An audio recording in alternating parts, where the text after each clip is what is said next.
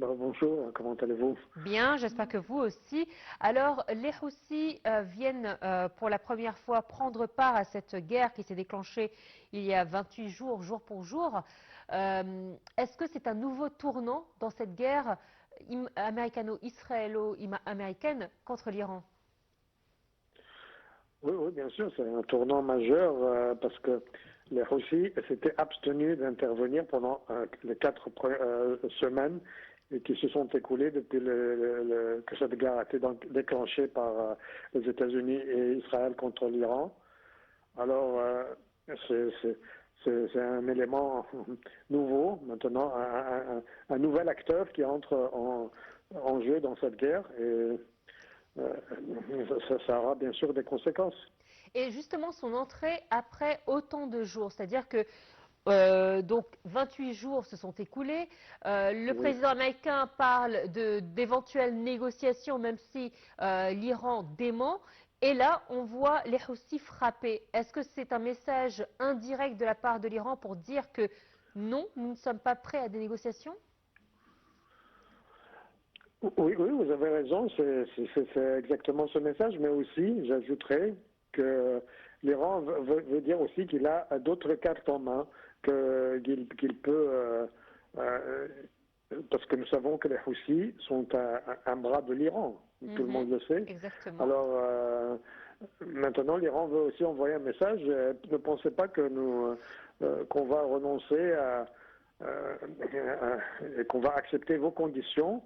On a nos cartes à jouer. On peut influer avec l'intermédiaire des Houthis, bien sûr. Et aussi, nous savons que le Hezbollah aussi continue ses attaques, ses drones et ses missiles contre Israël.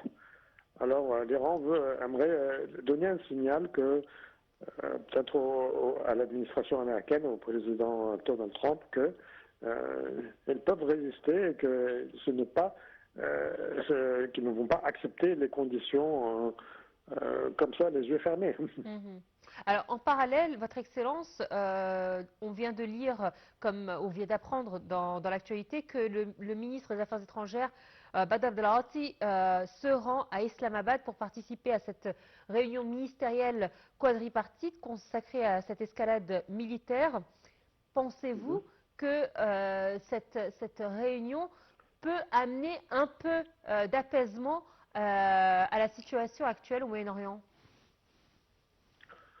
Bien souhaitons-le. D'abord que les choses se calment parce que la situation est très grave.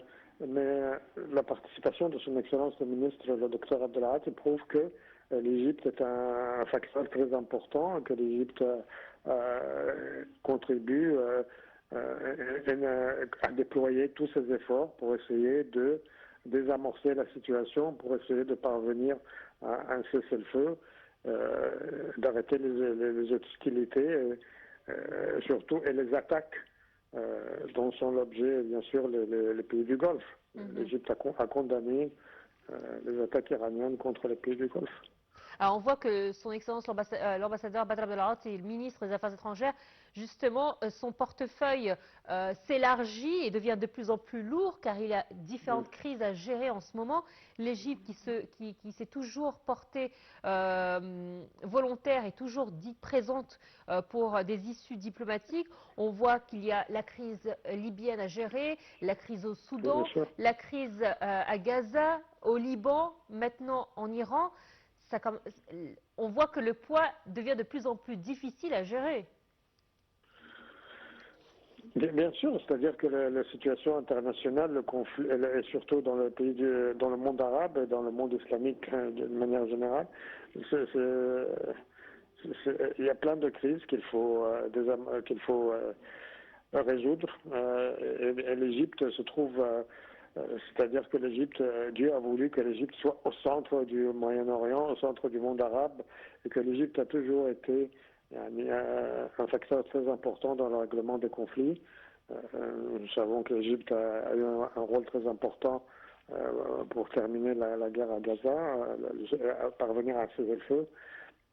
Mais maintenant, l'Égypte déploie tous ses efforts pour essayer de désamorcer la situation et de parvenir à un cessez-le-feu afin de mettre un terme à cette guerre qui risque d'avoir des conséquences désastreuses pour le monde entier, sur le plan économique et humanitaire, bien sûr. Justement, le président américain parle de 2 semaines avant d'atteindre tous ces objectifs. Vous pensez que après ces 2 semaines-là, il y aura un retour au calme?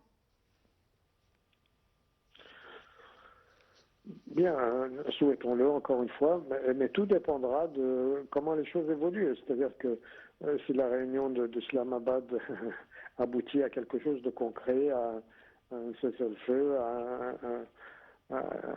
c'est-à-dire que, en tout cas, le président américain, je pense qu'il commence à reconsidérer ce qu'il a fait. Il voit que les objectifs qu'il recherchait, c'est-à-dire la chute du régime iranien, la destruction du programme nucléaire iranien, du programme aussi des missiles iraniens, eh bien, ça n'a pas, après toutes ces frappes, l'Iran continue à résister, l'Iran continue à refuser, c'est-à-dire de se plier à l'hégémonie américaine. Votre Excellence, ça a été un plaisir de vous avoir avec nous donc pour cette intervention dans notre journal. Je rappelle que nous avions donc Son Excellence l'ambassadeur Atay Abou Naga, ancien ministre